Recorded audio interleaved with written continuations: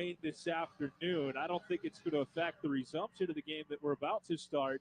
However, it could impact our 9-inning game later on. And you look at what's coming up in the hourly forecast, 54% at 3 o'clock, 4 o'clock, 5 o'clock, 6 o'clock. So it's hit or miss, scattered showers, if you will. And we got to hope that we avoid those for the most part here in downtown Indianapolis. So the situation to set the table on Friday night when this game got underway, Indianapolis scored 3 runs in the 3rd inning off of Jordan Wicks.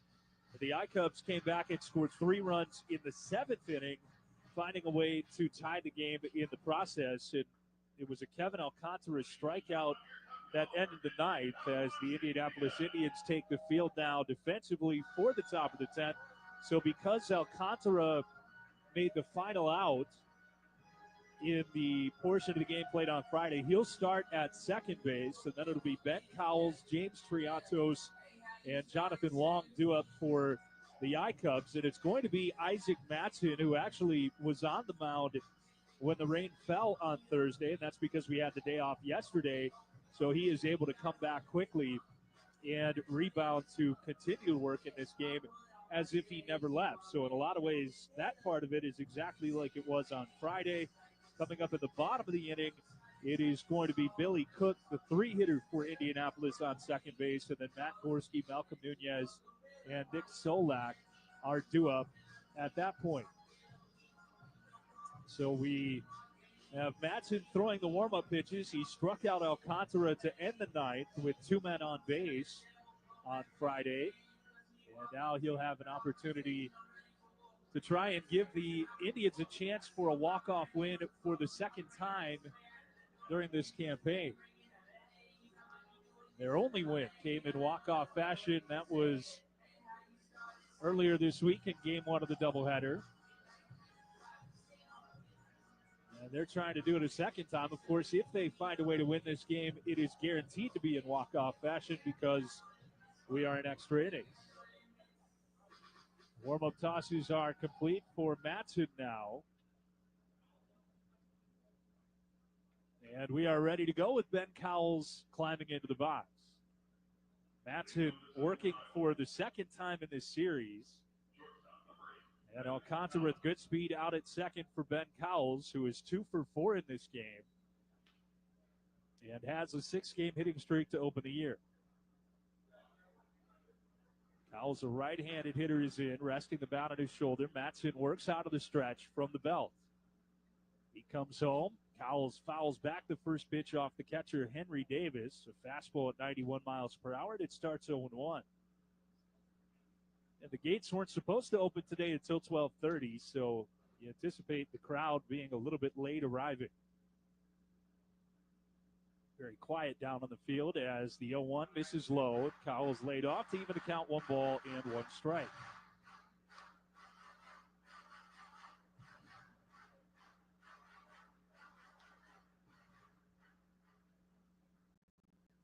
Yeah, now Alcantara can run out at second. Not trying to bunt him to third so far. The 1-1 to Cowles. Check swing and a miss on a good slider from Isaac Matson off the outside corner.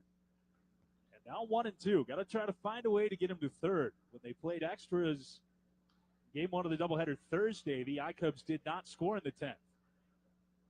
Ended up getting walked off in the bottom half. Big lead for Alcantara. 1-2 to Cowles. A little bit off the plate, and a challenge here by the catcher, Henry Davis. He thinks that may have been strike 3. And on replay, it was not. It just missed outside, and now Indianapolis is out of challenges, as are the Iowa Cubs. So the umpire's call on the field will be official going forward. Good take by Cowles. 2 balls and 2 strikes. The break-even pitch. Cowles takes a called third strike this time, and there's 1 out on the 10th. A big strikeout there for Isaac Matson. And there's 1 out, and that runner's still on second. So the ICUBS trying to find a way to get a run across. Something, again, they could not do in their lone extra inning contest so far on Thursday. So here's James Triantos now, another right-handed hitter. And he takes a slider over the inside edge for strike 1. They pinch hit in the bottom of the ninth for Alika Williams. DJ Stewart was the pinch hitter. He stays in the game, and their defense has rotated. The 0-1 to Triantos in the dirt. It's even a ball and a strike on the second baseman, 1 for 4. So Leover Bagheera went from second to third. Sung Chae Chang from second to short. Nick Solak from right field to second, and DJ Stewart now in the game in right field. Move back towards second, and Alcantara diving back, and Matson decided to hold on to the baseball. Crowd starting to roll in. A very chilly day in Indianapolis, 43 degrees right now and overcast. Ball and a strike to Triantos. Here it comes. That's in the dirt, smothered there by Henry Davis, the catcher, and it's 2-1. Roster moves for both teams leading up to this game. Nick York, the premier hitter for Indianapolis, former first-round pick of Boston, on the injured list for Indianapolis. 2-1 to Triantos. A hanging slider lofted in the air toward right. DJ Stewart moving toward the foul line, across the foul line, and he ran out of room. It landed on the warning track and bounced up into the bullpen. And it'll be 2 balls and 2 strikes on Triantos with 1 out in the top of the 10th, and the score tied 3-3. Meanwhile, for the Iowa Cubs, Connor Noland, who was on the development list, has been activated. He'll start game 2 today. And Caleb Killian went on the 7-day IL. Remember, he left the start with the athletic trainer earlier this week. Alcantara is still at second, held by Solak. Now Matson's 2-2 pitch. Fastball rocketed foul back into the net. And it stays 2 balls and 2 strikes on James Triantos. He has 1 RBI on the season so far, trying to double that total and give the I-Cubs their first lead of this game. And if you just tuned in, this game began on Friday, a long time ago. Last time we played baseball here in Indianapolis, it was in extras when it was suspended. Another 2-2 pitch. Line foul on a late swing into the net above the I-Cubs dugout. It remains 2-2 again. Good at bat here for James Triantos, trying to win the battle now.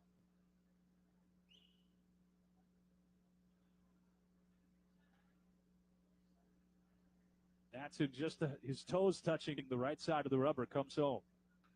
And he fouled back a fastball, did Triantos. Continues to be in swing mode up there. He's seen 7 pitches now in this at-bat. Crowd filing into center field gates. Just to the left of the batter's eye in dead center field, where much of the crowd enters this ballpark on a daily basis. Matson home again.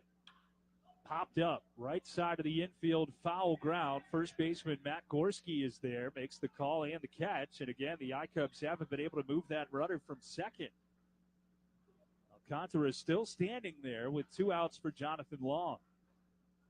Long 1 for 4 with an infield hit. He has scored a run in this game. He'll chisel out a foothold in the back of the batter's box.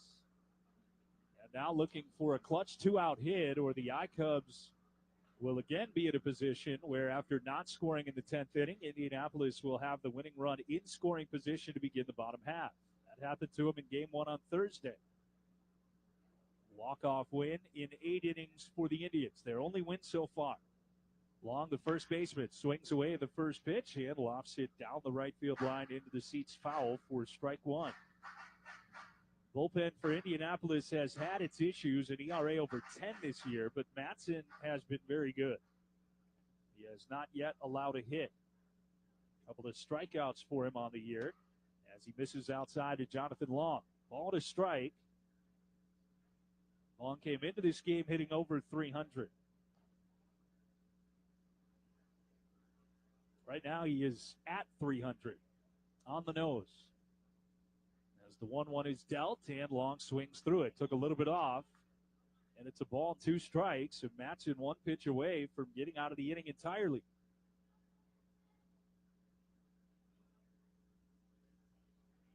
Alcantara has his lead ready to run. Matson's pitch. Just off the outside corner, and it's even 2-2. Not a bad pitch whatsoever, but a better take there by Jonathan Long. This is the 7th spot in the lineup for the ICUBS. Dixon Machado on deck. Love to get him in at bat. It's even 2-2 with 2 outs. The pitch, a little bit out again. Not bad, but Long really disciplined in this at bat, and he's worked it full. First base is open here as Long waggles the bat over his shoulder. Pitch clock at 5. Matson will look at second, comes home. 3-2, clubbed in the air, deep center field. Billy Cook chasing it back, still going back, turning around, and it's off the wall.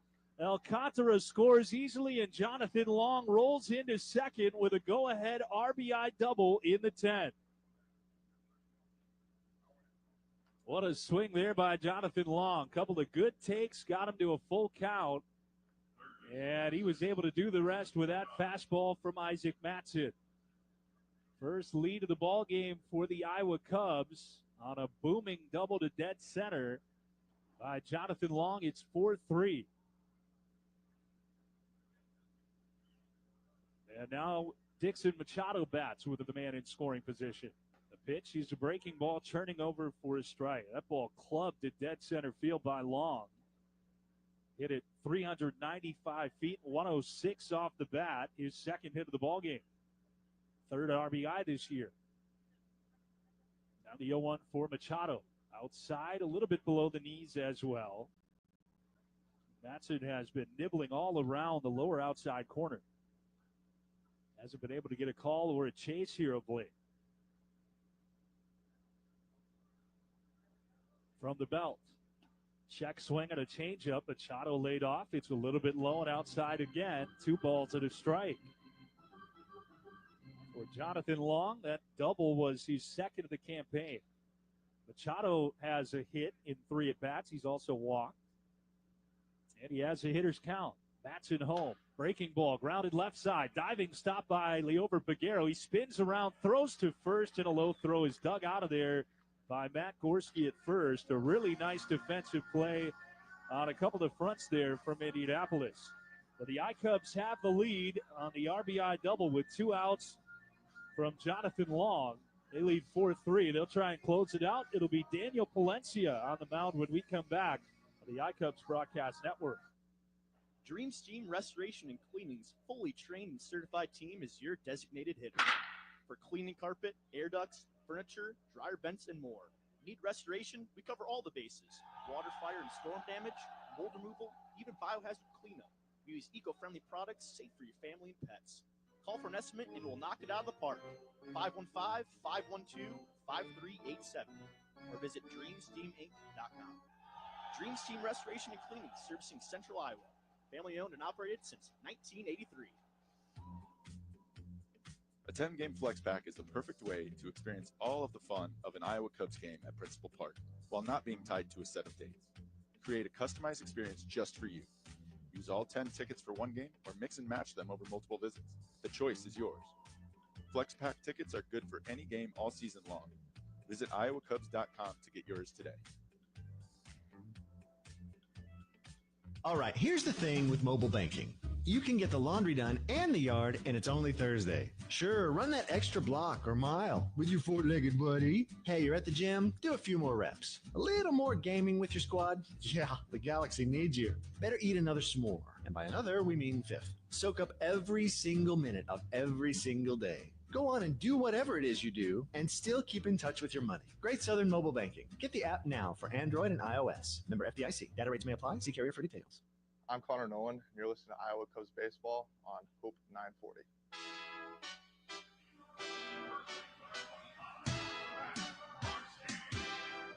Now the right-hander Daniel Palencia is on to start this game for the Iowa Cubs. They have a 1-0 or a one-run lead, here in the bottom of the 10th. Tying run on second, that's Billy Cook, and the batter is Matt Gorski.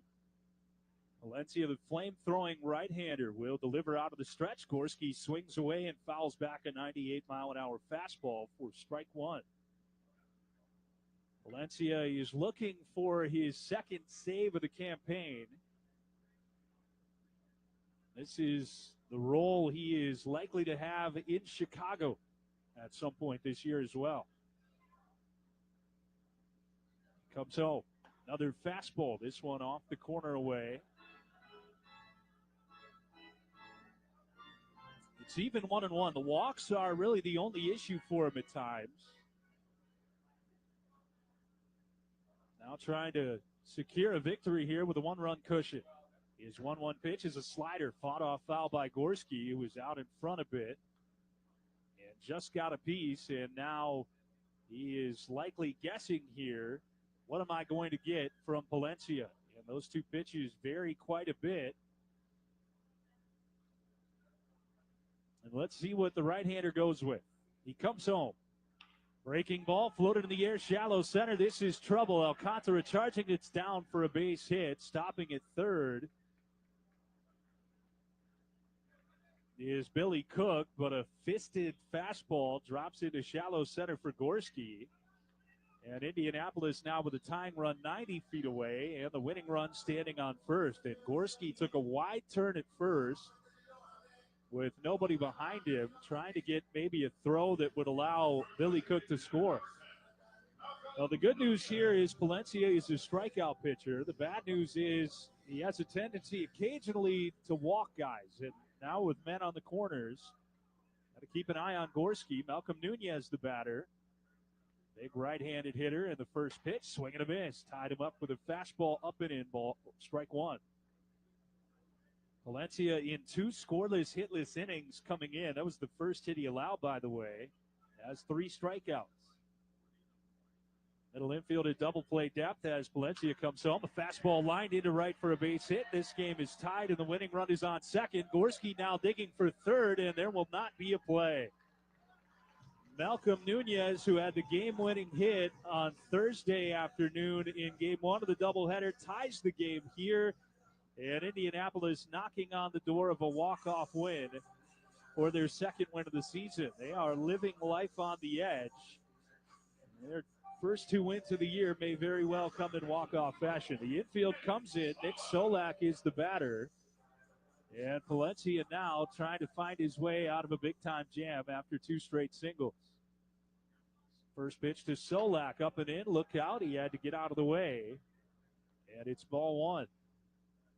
Now, the ICUBS losses this year have been painful losses in different ways.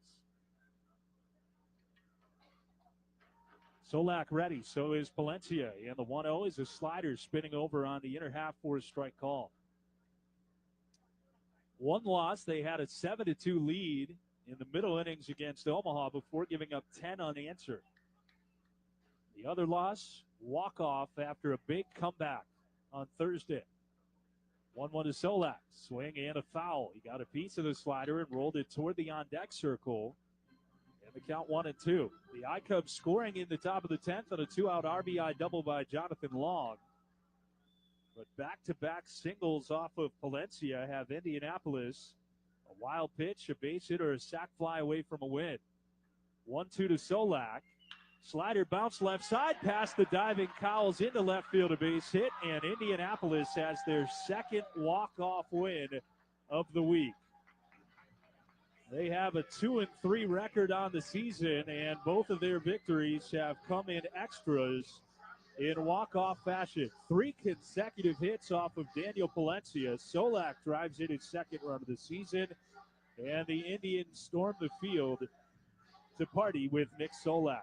Another tough loss for the Iowa Cubs. Again, their losses have come when they led by 5 and twice in extra inning walk-offs.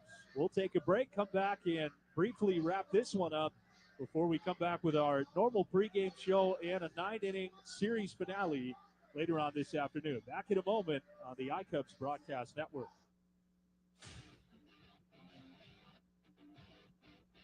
You've been listening to Iowa Cubs Baseball on Hope 940 and online at iowacubs.com. Tune in for each game throughout the season, starting with the pregame show 20 minutes before first pitch. Stay tuned. Jason Kemp will be back with the postgame show after these messages.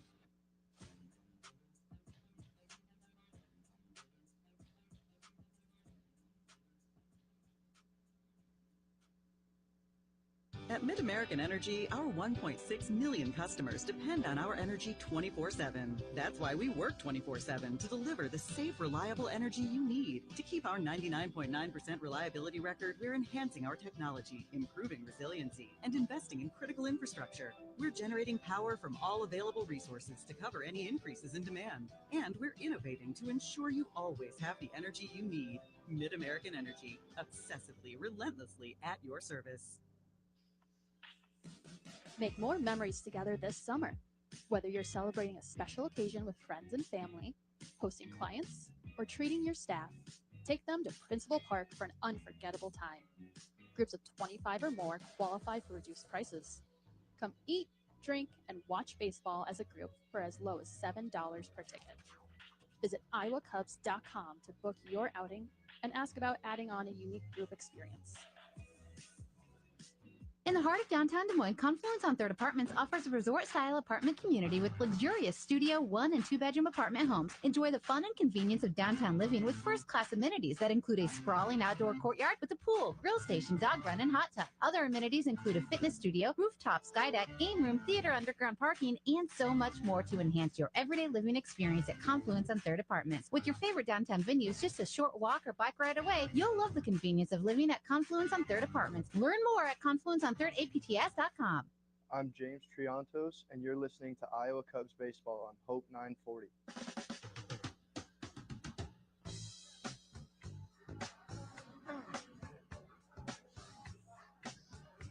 Jason Kemp with you back at Victory Field for the second time this week, which has been riddled with rain delays and postponements and even a cancellation. Indianapolis walks off the Iowa Cubs in 10 innings. The I-Cubs scored 1 in the top of the 10th. However, Indianapolis came back and scored 2 with 3 straight hits in the bottom of the 10th to hand the Iowa Cubs their 3rd loss of the season.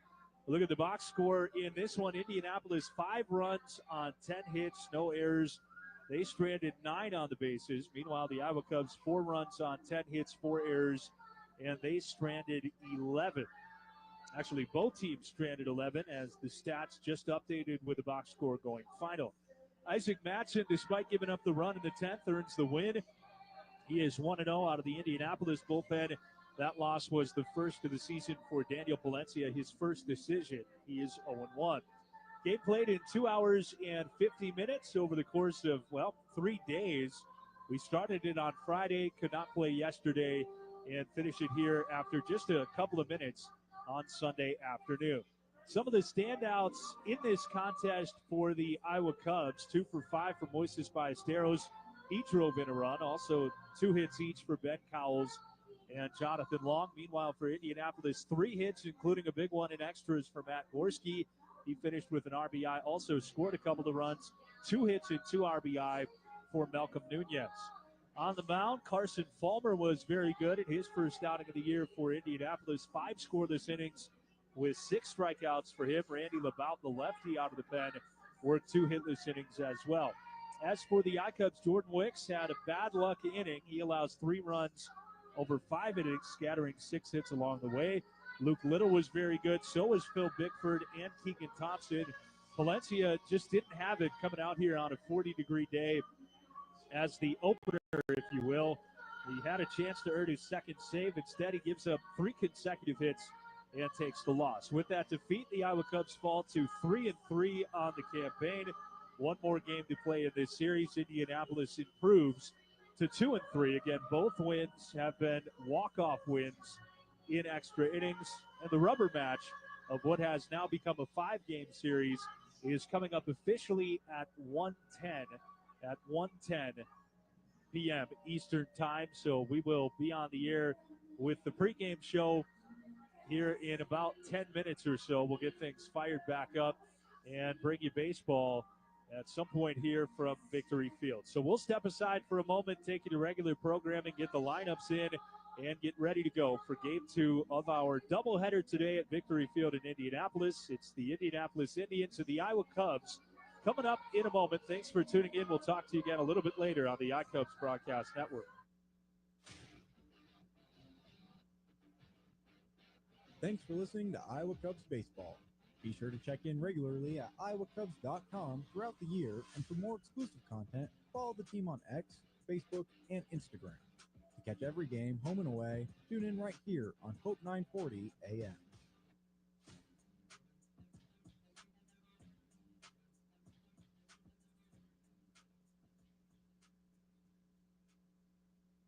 The following program on Hope 940 is sponsored by the International Fellowship of Christians and Jews.